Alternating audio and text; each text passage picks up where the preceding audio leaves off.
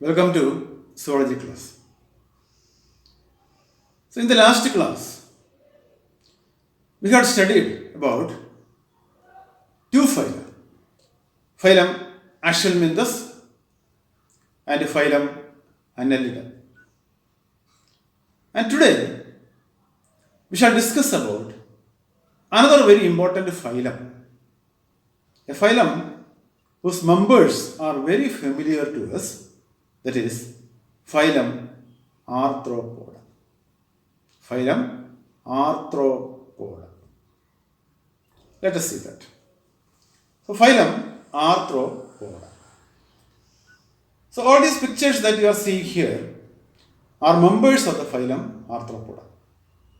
That's why I told you these are very familiar organisms. In our day to day life, we encounter with these animals very often.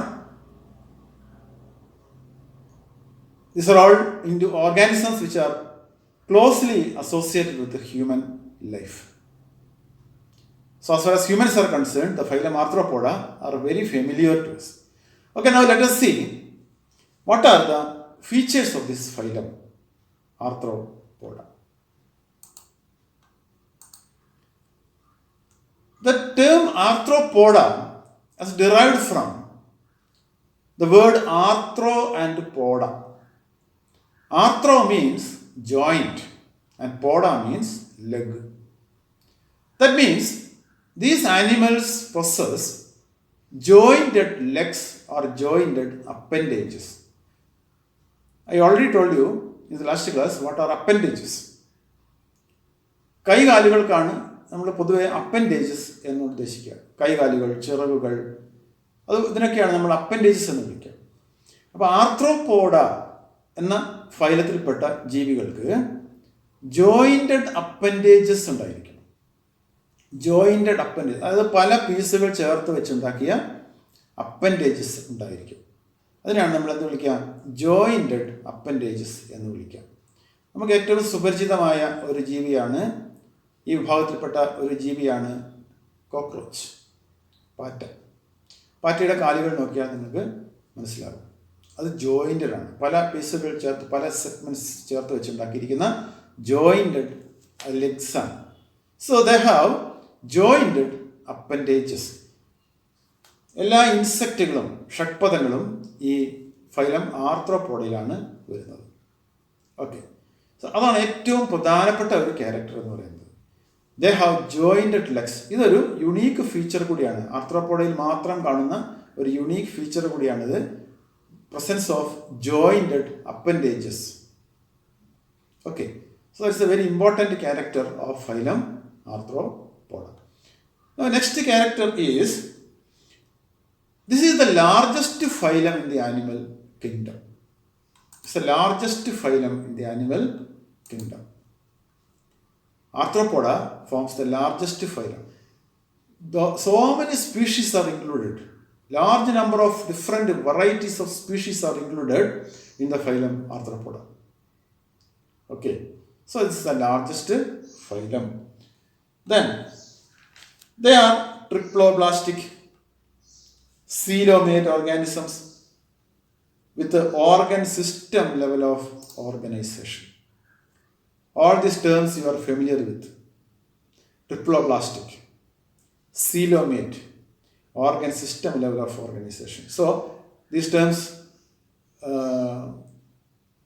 do not require an explanation.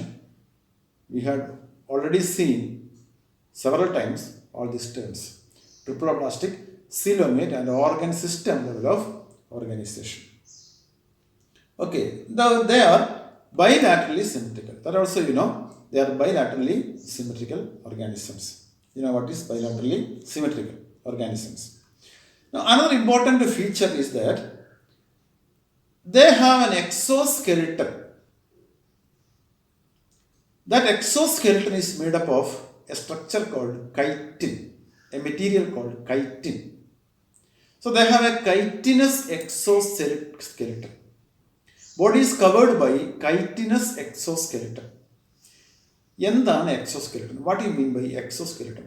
First of all let us see what is a skeleton. എന്താണ് skeleton എന്നുകൊണ്ട് നമ്മൾ ഉദ്ദേശിക്കുന്നത്? Skeleton എന്നുകൊണ്ട് നമ്മൾ ഉദ്ദേശിക്കുന്നത് any structure that offers strength, support and protection to the body is called skeleton. അതായത് ഒരു ജീവിയുടെ ശരീരത്തിന്, ഒരു ആനിമലിൻ്റെ ശരീരത്തിന് സ്ട്രെങ്ത്, സപ്പോർട്ട്, പ്രൊട്ടക്ഷൻ എന്നിവ പ്രദാനം ചെയ്യുന്ന, ഇതിലേതെങ്കിലും ഒന്നോ അതിൽ കൂടുതലോ, ചിലപ്പോൾ സപ്പോർട്ട് മാത്രമായിരിക്കാം, ചിലപ്പോൾ സ്ട്രക്ചർ ആയിരിക്കാം, ചിലപ്പോൾ അത് പ്രൊട്ടക്ഷൻ ആയിരിക്കാം, ചിലപ്പോൾ എല്ലാം കൂടി ആയിരിക്കാം. ഇത് പ്രദാനം ചെയ്യുന്ന സ്ട്രക്ചറിനെയാണ് സ്കെലിട്ടൺ എന്ന് വിളിക്കുക. സ്കെലിട്ടൺ രണ്ട് തരത്തിലുണ്ട്. There are two types of skeleton, exoskeleton and endoskeleton. As the term indicates, exo means outside, endo means inside.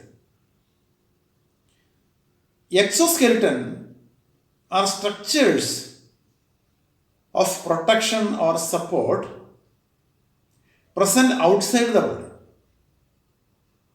ഇപ്പോൾ നമ്മുടെ ശരീരത്തിലും എക്സോസ്കെലിട്ടൺ ഉണ്ട്. നമ്മുടെ hair is A part of exoskeleton. അതുപോലെ നഖങ്ങൾ is A part of exoskeleton. പല ജീവികൾക്കും exoskeleton പല തരത്തിലാണ്. ഇപ്പോൾ പാമ്പുകൾക്ക് സ്കെയിൽസ് ഉണ്ട്, ശൽക്കങ്ങളുണ്ട് അവരുടെ ശരീരത്തിൽ, അതൊരു എക്സോസ്കെലിട്ടനാണ്. മത്സ്യങ്ങൾക്ക് ചിതമ്പലുകളുണ്ട്, അതൊരു എക്സോസ്കെലിട്ടനാണ്. മൃഗങ്ങൾക്ക് കൊമ്പുകളുണ്ട്, നഖങ്ങളുണ്ട്, ഇതൊക്കെ എക്സോസ്കെലിട്ടനാണ്. ഇതെല്ലാം എന്തിനാണ്? പ്രൊട്ടക്ഷന് വേണ്ടിയിട്ടുള്ളതാണ്, ശരീരത്തിൻ്റെ പ്രൊട്ടക്ഷന് വേണ്ടിയിട്ടുള്ളതാണ്. അപ്പോൾ ഇങ്ങനെ ശരീരത്തിന് പുറത്ത് കാണുന്ന സ്കെലിട്ടനെയാണ് നമ്മൾ എന്ത് വിളിക്കാം? എക്സോസ്കെലിട്ടൻ എന്ന് വിളിക്കാം. അതുപോലെ ശരീരത്തിന് ഉള്ളിൽ കാണുന്നതിനെ നമ്മൾ എൻഡോസ്കെലിട്ടൻ എന്ന് വിളിക്കും.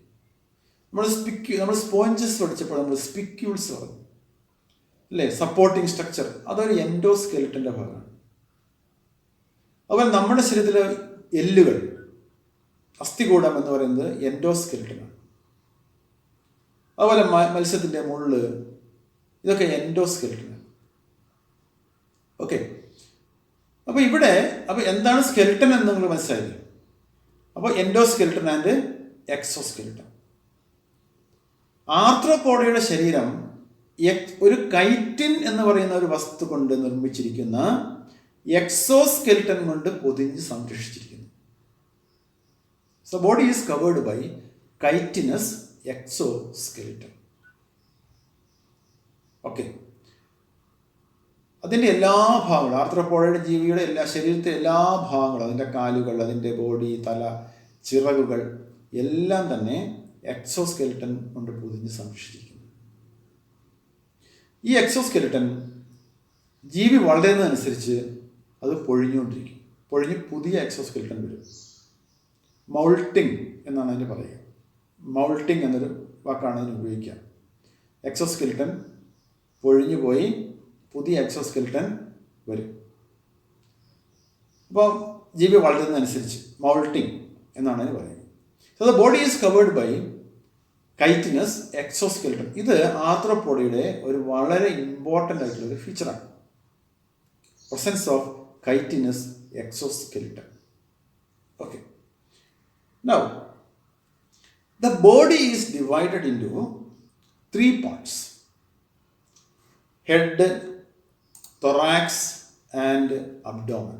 The body is divided into head, thorax and abdomen. അങ്ങനെ 3 ഭാഗങ്ങളായി ബോഡിയെ ഡിവൈഡ് ചെയ്തിരിക്കുന്നു. So the body can be distinguished into 3 parts: head, thorax and abdomen. Thorax and abdomen. Head, thorax and abdomen. So these are the 3 distinct parts of the body. Okay. Now, we have already seen they have jointed appendages. നമ്മൾ ആദ്യം കണ്ടല്ലോ, they have jointed appendages. അതുകൊണ്ടാണ് അവയ്ക്ക് ആർത്രോപോഡ എന്ന പേര് വരാൻ തന്നെ കാരണം. Now, they have respiratory organs. Different types of respiratory structures can be seen. for respiration, the members of the phylum Arthropoda use different types of structures. ഞാൻ നേരത്തെ പറഞ്ഞില്ല, ഇതൊരു ലാർജസ്റ്റ് ഫൈലമാണ്, ഏറ്റവും വലിയൊരു ഫൈലമാണ് ആനിമൽ കിങ്ഡത്തിലെ. അതുകൊണ്ട് തന്നെ പല different types of species are present in this phylum. അപ്പോൾ അതുകൊണ്ട് തന്നെ ധാരാളം വെറൈറ്റി അനിമൽസ് കാണുന്ന ഒരു ഫൈലമാണ് ഫൈലം ആർത്രോപോഡ്. അതുകൊണ്ട് തന്നെ റെസ്പിറേറ്ററി സിസ്റ്റം, റെസ്പിറേറ്ററി സ്ട്രക്ചേഴ്സ് എന്ന് പറയുന്നത് പല തരത്തിലുണ്ട്. Respiratory structures may be book gills, ഒരു ടൈപ്പ് റെസ്പിറേറ്ററി സ്ട്രക്ചറാണ് ബുക്ക് ഗിൽസ്. മറ്റേത് ബുക്ക് ലങ്സ് ഉണ്ട്. അതുപോലെ ട്രക്കിയൽ സിസ്റ്റം. ഇതാണ് ഈ മൂന്നെണ്ണമാണ് പ്രധാനപ്പെട്ട respiratory organs in Arthropoda. Some arthropod animals have book gills, some arthropod have book lungs and some have tracheal system. അപ്പോൾ ഇൻസെക്ട്സിലൊക്കെ ആണെങ്കിൽ, ഷഡ്പദങ്ങളിലാണെങ്കിൽ ട്രക്കിയൽ സിസ്റ്റമാണ് റെസ്പിറേറ്ററി സിസ്റ്റം ആയിട്ട് വരുന്നത്. ഓക്കെ, ഇപ്പോൾ ബുക്ക് ഗിൽസ് ഉണ്ട്, ബുക്ക് ലങ്സ് ഉണ്ട്, അതുപോലെ ട്രക്കിയൽ സിസ്റ്റം ഉണ്ട്. നിങ്ങൾക്ക് മാത്രം തൽക്കാലം പഠിക്കാം, അതിൻ്റെ ഡീറ്റെയിൽസ് ഒന്നും നമുക്കിപ്പോൾ ആവശ്യമില്ല. Okay, then circulatory system is present and the circulatory system is open type. Open circulatory system is present. എന്താണ് ഓപ്പൺ? ഇപ്പോൾ നമ്മൾ ആദ്യം തന്നെ പറഞ്ഞിരുന്നല്ലോ, രണ്ട് ടൈപ്പ് സർക്കുലേറ്ററി സിസ്റ്റമാണ് ആനിമൽ കിങ്ഡത്തിലുള്ളത്. Open circulatory system and closed circulatory system. In closed circulatory system, blood always flows through blood vessels. But in open circulatory system, blood vessels are very less or absent. Blood gets filled in lacunae or cavities of the body. Okay. All internal organs are bathed in this blood filled in the body cavity. So such a circulatory system is called open circulatory system. In Arthropoda, the circulatory system is open type, open circulatory system. Okay. Then they have sensory organs. Sense organs are present. Animals possess sense organs. What are sense organs? Sensory organs or sense organs എന്ന് പറഞ്ഞാൽ എന്താണ് ഉദ്ദേശിക്കുന്നത്? പലതരത്തിലുള്ള സ്റ്റിമുലസിനെ സ്വീകരിക്കുകയും ശരീരത്തിലേക്ക് എത്തിക്കുകയും ചെയ്യുന്ന ഓർഗൻസിനെയാണ് നമ്മൾ എന്ത് വിളിക്കുക? സെൻസ് ഓർഗൻസ് എന്ന് വിളിക്കുക. We also have sense organs. I is A sense organ, year is A sense organ, skin is A sense organ. Okay, such sense organs are there in our body also. Like sense organs are present in these animals also. And these sense organs are antennae. Antenna is singular, antennae plural. Antenna എന്ന് പറഞ്ഞാൽ എന്താണെന്ന് അറിയില്ലേ? ഇപ്പം കൊക്രോച്ചിൻ്റെ ഒക്കെ മുൻഭാഗത്ത് കാണുന്നില്ലേ, ഒരു കൊമ്പ് പോലെയുള്ള ഒരു സാധനം നിൽക്കുന്നതാണ് തലയിൽ നിന്നും. അതാണ് അതിൻ്റെ ആൻറ്റിന എന്ന് വിളിക്കുന്നത്. അങ്ങനെ രണ്ട് ആൻറ്റിനെ കാണാം. അപ്പോൾ മിക്ക ആർത്രോപോഡ് ജീവികളിലും ഈ ആൻറ്റിന ഉണ്ടാകും. അതുപോലെ ഐസ് ആർ പ്രസൻറ്റ്. മറ്റൊരു സെൻസ് ഓർഗനാണ് സ്റ്റാറ്റോസിസ്റ്റ് എന്ന് വിളിക്കുന്നത്. ഇതൊരു ബാലൻസിങ് ഓർഗനാണ്, അതായത് ബോഡി ബാലൻസിന് സഹായിക്കുന്ന ഒരു സെൻസ് ഓർഗനാണ് സ്റ്റാറ്റോസിസ്റ്റ് എന്ന് വിളിക്കുന്നത്. നമ്മുടെ ബാലൻസിന് സഹായിക്കുന്ന പ്രധാനപ്പെട്ട സ്ട്രക്ചർ നമ്മുടെ ഇയറാണ്. നമ്മുടെ ഇയറിലെ ചില സ്ട്രക്ചേഴ്സാണ് നമ്മളെ ബാലൻസിന് സഹായിക്കുക. അതുപോലെ സ്റ്റാറ്റോസിസ്റ്റ് ഒരു ബാലൻസിങ് സ്ട്രക്ചറാണ്, ബാലൻസിന് സഹായിക്കുന്ന സ്ട്രക്ചറാണ് ആർത്രോപോഡയിൽ. അപ്പോൾ പ്രധാനപ്പെട്ട sense organs are antennae, eyes, statocyst etcetera are present. Okay, now excretory structures are also present here. Excretory structures. Different types of excretory structures are here. Different types of excretory structures can be seen. Excretory structures are, in the case of insects, excretory structures are Malpighian tubules. Certain tubules called Malpighian tubules are the excretory structures.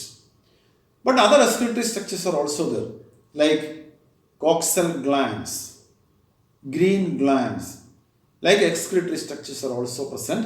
But one of the important excretory structures is the Malpighian tubules, that is the excretory structures of insects. Okay. Then fertilization is internal. Fertilization is internal. They are oviparous. Development direct or indirect. Okay. So fertilization is internal. You know what is internal fertilization? Then oviparous. What do you mean oviparous? This is a new term for you. Oviparous. There are two types of animals in the animal kingdom: oviparous and viviparous. Oviparous means animals which lay their eggs to hatch the young ones are called oviparous. നമുക്കറിയാം birds ഒക്കെ ഓവിപാരസ് ആണ്, മുട്ടയിടുന്ന ജീവികൾ. അവിടെ നമ്മൾ മുട്ടയിട്ട് ആ മുട്ട വിരിയിച്ച് കുഞ്ഞുങ്ങളെ വളർത്തുന്നവയാണ്, കുഞ്ഞുങ്ങളെ ഉണ്ടാക്കുന്നവയാണ് നമ്മൾ എന്ത് വിളിക്കുക? ഓവിപാരസ് എന്ന് വിളിക്കുക. എന്നാൽ ചില ജീവികൾ വിവിപാരസ് ആണ്, കുഞ്ഞുങ്ങളെ പ്രസവിക്കുന്നു. അങ്ങനെ കുഞ്ഞുങ്ങളെ പ്രസവിക്കുന്ന ജീവികളെ നമ്മൾ വിവിപാരസ് എന്ന് വിളിക്കുന്നു. ഇപ്പോൾ മനുഷ്യനൊക്കെ വിവിപാരസ് ആണ്. അപ്പോൾ രണ്ട് തരത്തിലുള്ള ജീവികൾ, oviparous and viviparous. Arthropod animals are oviparous. They lay their eggs in suitable places and get the eggs hatched to get the young ones. Okay. Now, we should study some of the examples, some examples coming under the phylum Arthropoda. So, as I told you, there are different types of organisms out there, different varieties of organisms out there. Examples cannot be studied in a single head, under a single head. So we can study the examples under four headings. Four different classes of examples you have to study here. And one is economically important insects. One class of examples that you have to study is economically important insects. What do you mean economically important animal? An animal, when it is beneficial to human being in some way, that is called an economically important animal. So such beneficial arthropods are there. We are benefited of them. We get some benefits from them. Such arthropod animals are they belong to insects group. So that is why economically important insects. Other economically important arthropods are also there, but now we are concentrating in your textbook only the examples of insects are given. Economically important insects are given. One such let us see that examples economically important insects. Let us see the first example coming under the economically important insects, that is, one is apis. What do you mean apis? Apis means honeybee. Apis is the genus name for honeybees. So you know how honeybees are economically important to us. They produce honey and wax. Honey is a nutritious food and it is used as a medicine also. And wax, beeswax, has so many industrial use. It is used for several purposes. Okay. The next one is Bombyx. Bombyx എന്ന് പറഞ്ഞാൽ silk moth എന്നാണ് അർത്ഥം. This is the moth. It's not a butterfly. It's a moth. It is called a moth. A butterfly is different from moth. This is a moth. It is called Bombyx. The genus name is Bombyx. It is called a silk moth because it produces silk. It is not the moth that produces the silk, but its larva, a caterpillar is there. The larva. This moth lays the eggs below the leaves, especially the leaves of mulberry plant. And these eggs hatch to produce the caterpillar, the larva. The caterpillar ഒരു പുഴു ആണ് പുറത്തേക്ക് വരിക. That caterpillar eats up the leaves of the mulberry, grows in size, and after some days of this active life of this larva, the larva produces a secretion from its head region, and when this secretion comes in contact with air, it becomes a thread-like structure, that is a silk. So by using this silk thread, it produces a cocoon around it, and inside this cocoon, the caterpillar completes its life cycle. When the life cycle is completed, the cocoon is broken, and the moth comes outside. A silk moth comes outside. So silk വ്യാവസായിക അടിസ്ഥാനത്തിൽ silk ഉണ്ടാക്കുന്ന ആൾക്കാർ ഈ ബോംബിക്സ് എന്ന് പറയുന്ന ഇൻസെക്റ്റിനെ വളർത്തുന്നു. Mulberry ഇലയിൽ മുട്ടയിട്ട് കഴിയുമ്പോൾ ആ മുട്ട ശേഖരിക്കുന്നു. ആ മുട്ട ശേഖരിച്ച് കാറ്റർപില്ലർ വിരിയാൻ അനുവദിക്കുന്നു. ഈ കാറ്റർപില്ലർ വിരിഞ്ഞു കഴിയുമ്പോൾ അതിന് തിന്നുവാനായി മൾബറി ഇലകൾ ഇട്ട് കൊടുക്കുകയും കുറച്ച് ദിവസങ്ങൾ കഴിയുമ്പോൾ ഈ കാറ്റർപില്ലർ സിൽക്ക് ഉൽപ്പാദിപ്പിക്കാൻ തുടങ്ങുകയും സിൽക്ക് ഉൽപ്പാദിപ്പിക്കാൻ തുടങ്ങുകയും ചെയ്യും. അങ്ങനെ കൊക്കൂൺ രൂപത്തിലേക്ക് മാറിക്കഴിയുമ്പോൾ ആ കൊക്കൂൺ ശേഖരിക്കുകയും അതിൽ നിന്നും സിൽക്ക് നൂലുകൾ വേർതിരിച്ചെടുക്കുകയും ചെയ്യും. സിൽക്ക് നൂല് വളരെ ഇമ്പോർട്ടൻ്റ് ആണ് വസ്ത്രനിർമ്മാണ രംഗത്ത്, അല്ലേ? പട്ടു സാരികളും പട്ടു വസ്ത്രങ്ങളും ഒക്കെ ഉൽപ്പാദിപ്പിക്കാൻ വേണ്ടി സിൽക്ക് നൂലുകൾ ഉപയോഗിക്കുന്നത് നമുക്കറിയാം. സോ വ്യാവസായിക അടിസ്ഥാനത്തിൻ്റെ വളരെയധികം പ്രാധാന്യമുണ്ട്. Okay, so that is silk moth or Bombyx. Another one is lac insect or Laccifer എന്ന് വിളിക്കുന്ന ലാക്ക് ഇൻസെക്റ്റ്. ഇവിടെ കാണാം, ഒരു ഇൻസെക്റ്റിനെ കാണാം. ഈ ലാക്ക് ഇൻസെക്റ്റ് ഇത് കൂട്ടത്തോടെ ജീവിക്കുന്ന ഒരു ചെറിയ പ്രാണിയാണ്, ഒരു ചെറിയ ഇൻസെക്റ്റാണ്. ഇത് ചില മരങ്ങളുടെ തടികളുടെ നീരൂറ്റി കുടിച്ചിട്ട്, അതിൻ്റെ കൊമ്പുകളുടെ നീരൂറ്റി കുടിച്ചിട്ടാണ് ഇത് ജീവിക്കുക. അപ്പോൾ ഇത് ചെറിയ ജീവിയാണ്.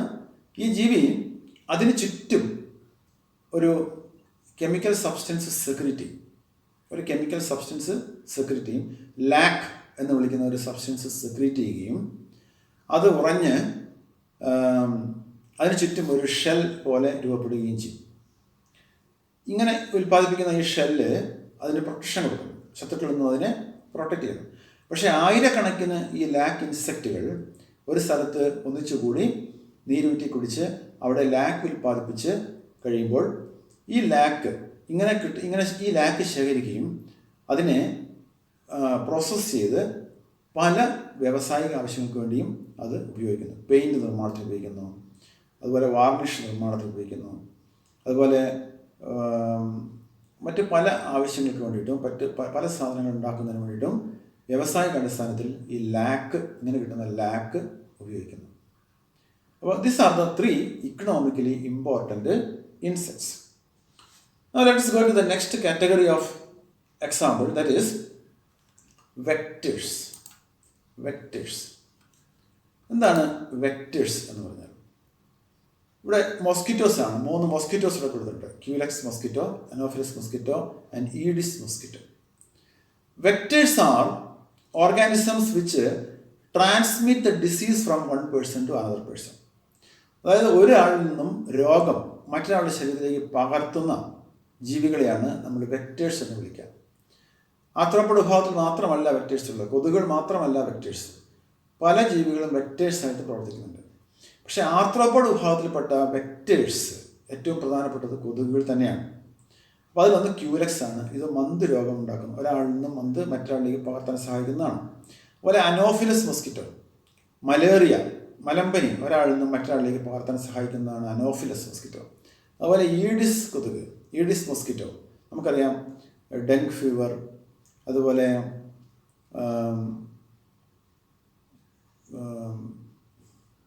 ചിക്കൻ ഗുനിയ, ഇതൊക്കെ പരത്തുന്നതിൽ ഒരു പ്രധാന പങ്ക് വഹിക്കുന്ന കൊതുകാണ് ഈഡിസ് കൊതുക്. അപ്പോൾ ഇതൊക്കെ വെക്ടേഴ്സാണ്.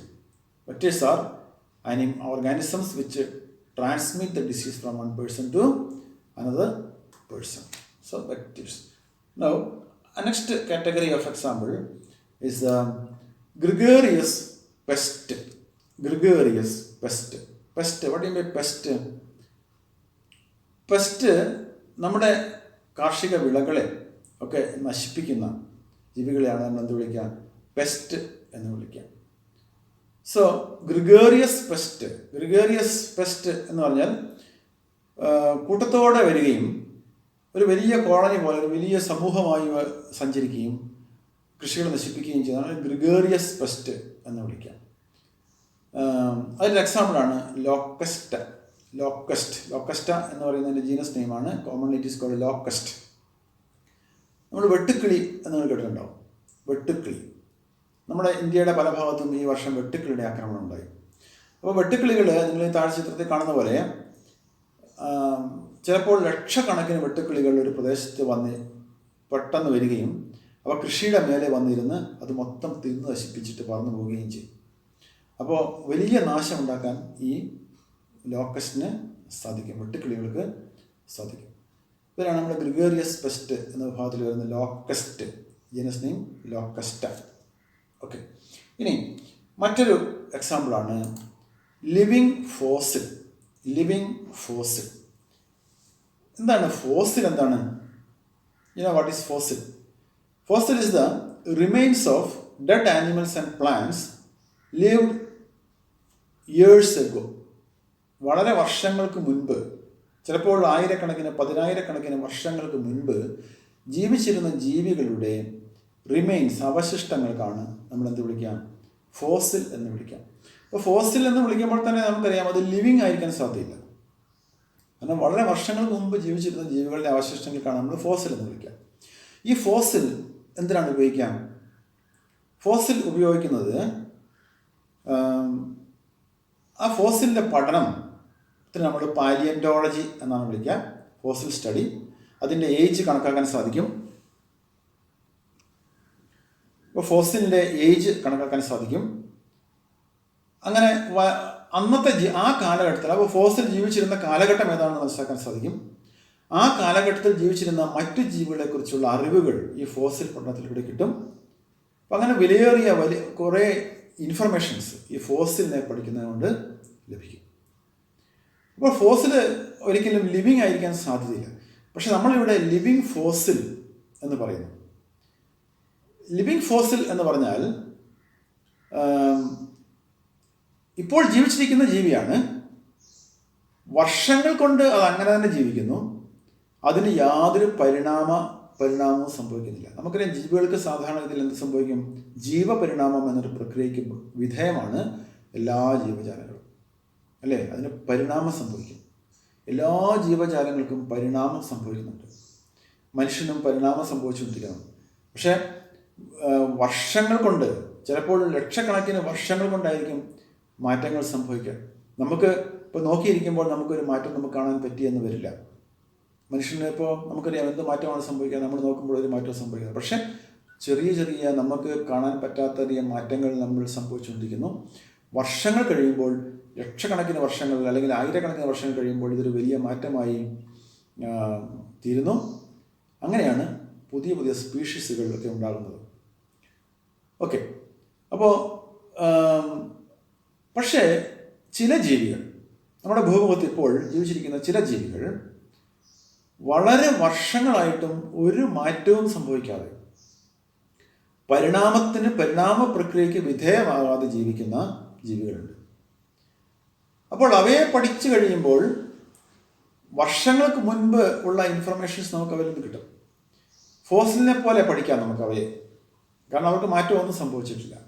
വർഷങ്ങളായി അവരങ്ങനെ തന്നെ കഴിയുന്നു. അങ്ങനെയുള്ളവയാണ് നമ്മൾ എന്ത് വിളിക്കാം? ലിവിങ് ഫോസിൽ എന്ന് വിളിക്കാം. അങ്ങനെ ലിവിങ് ഫോസിലിന് ഒരു ഉദാഹരണമാണ് ലിമുലസ് എന്ന് വിളിക്കുന്ന ഒരു ജീവി. ലിവിങ് ഫോസിലിന് എക്സാമ്പിളാണ് ലിമുലസ്. കിങ് ക്രാബ് എന്നാണ് വിളിക്കാം. വളരെ വർഷങ്ങളായിട്ടും ഒരു മാറ്റവും സംഭവിക്കാതെ ഇപ്പോഴും അതുപോലെ തന്നെ ഒരു പരിണാമ മാറ്റത്തിനും വിധേയമാകാതെ ഇപ്പോഴും അതുപോലെ തന്നെ തുടരുന്ന ഒരു ജീവിയാണ് ലിമുലസ്, കിങ് ക്രാബ് എന്ന് വിളിക്കുന്ന ഈ ജീവി. അതുകൊണ്ടാണ് ഇതിനെ ലിവിങ് ഫോസിൽ എന്ന് വിളിക്കുന്നത്. ഓക്കെ, അപ്പോൾ ഇത്രയുമാണ് ആർത്രോപോഡ എന്ന ഫൈലത്തിൽ നിങ്ങൾക്ക് പഠിക്കാനുള്ള എക്സാം. അപ്പോൾ നമ്മൾ ആർത്രോപോഡയുടെ പലതരത്തിലുള്ള ഫീച്ചേഴ്സ് നമ്മൾ കണ്ടു. Examples can be studied under 4 categories. One category is economically important insects. Then another category is the vectors, another one gregarious pest, and another one living fossil. Okay. അപ്പോൾ ഇത്രയുമാണ് ആർത്രോപോഡയെ കുറിച്ച് നമുക്ക് പഠിക്കാനുള്ളത്. We shall wind up the class here.